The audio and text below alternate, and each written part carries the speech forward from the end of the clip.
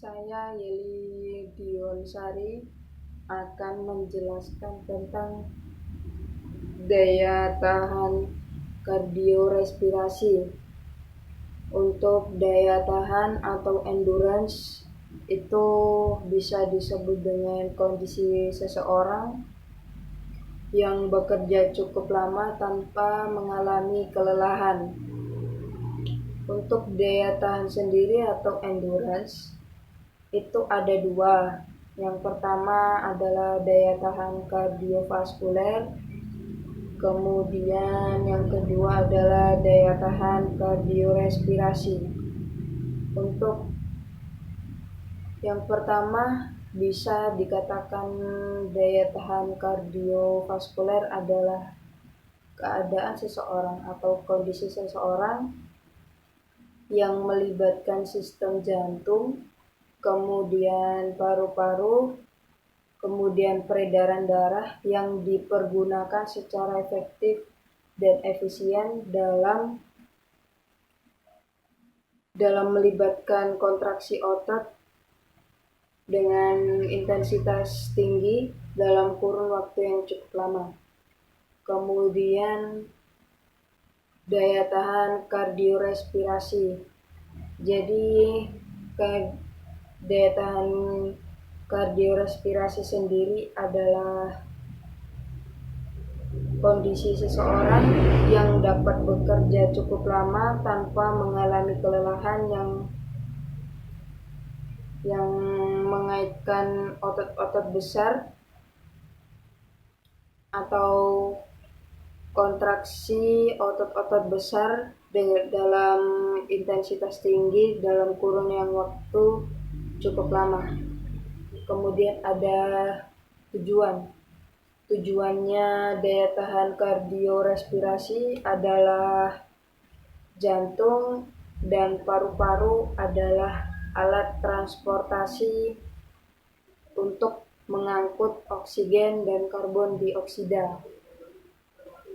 Di dalam kondisi fisik, kebutuhan otot dan oksigen akan meningkat di atas batas normal. Jadi, akibatnya tubuh akan mengoptimalkan keadaan tersebut dengan memasok kebutuhan otot dan oksigen. Kemudian ada manfaatnya, yaitu pengaruh latihan terhadap kesehatan otot jantung. Kemudian manfaat yang kedua adalah pengaruh terhadap isi sedenyut jantung. Jadi yang dimaksud adalah untuk atlet yang terlatih bisa memompa jantung dalam perkiraan 22 liter darah. Kemudian untuk orang yang tidak terlatih itu hanya 10 liter darah saja.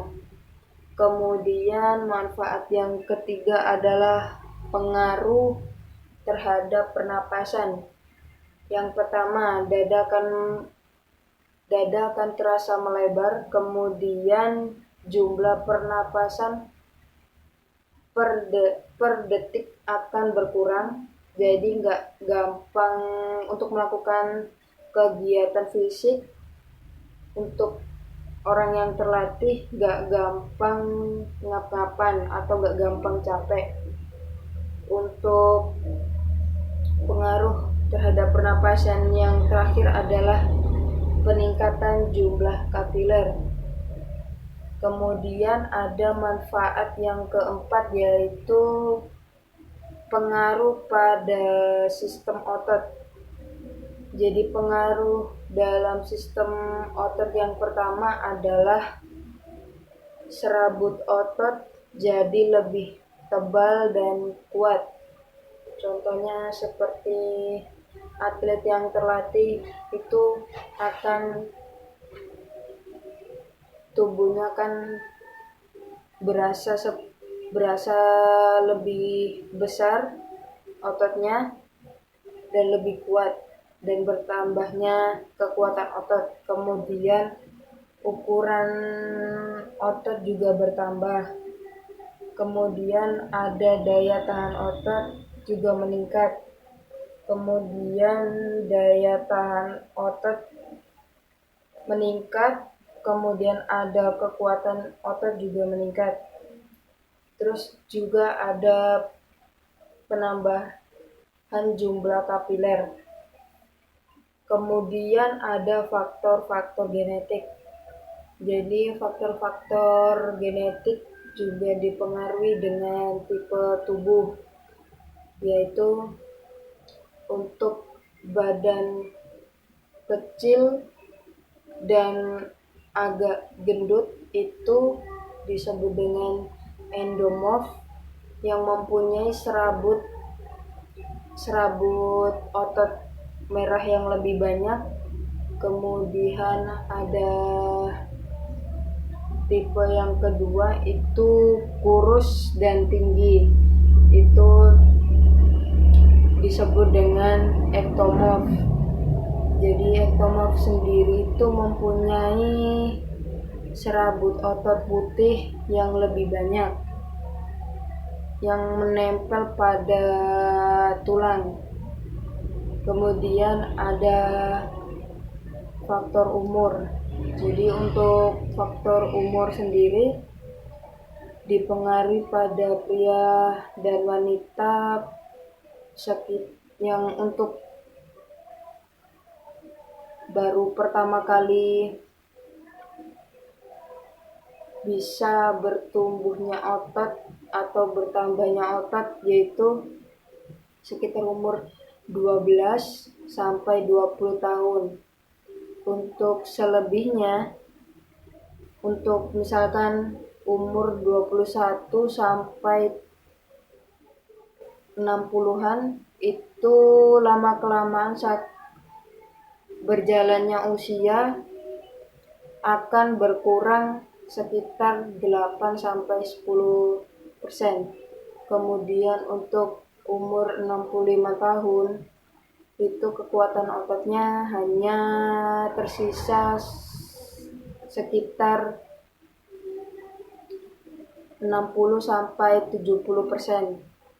Kemudian ada faktor jenis kelamin sudah, kemudian kegiatan fisik. Untuk kegiatan fisik sendiri adalah latihan yang mempengaruhi komponen jasmani, semisal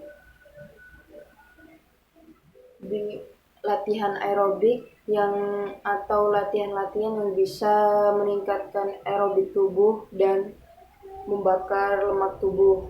Kemudian ada metode-metode latihan kardiorespirasi.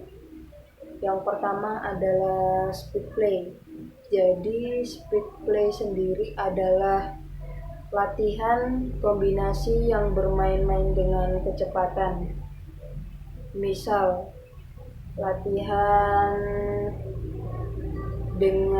latihan lari dengan intensitas sedang. Kemudian dilanjut dengan latihan lari dengan intensitas sedang. Kemudian dilanjut dengan latihan lari dengan intensitas cepat.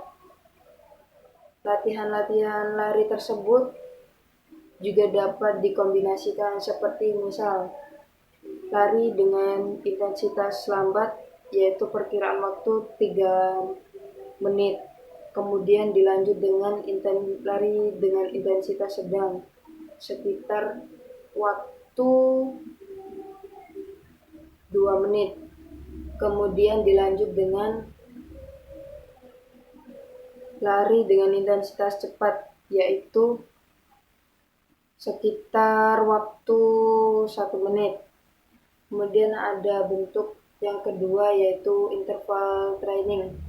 Interval training bisa dilakukan dengan latihan keliling stadion atau arena lari sekitar jarak 400 meter kali 4 kali putar. Untuk presentasi daya tahan kardiorespirasi, dari sini saya bisa akhiri. Kurang lebihnya saya minta maaf. Terima kasih.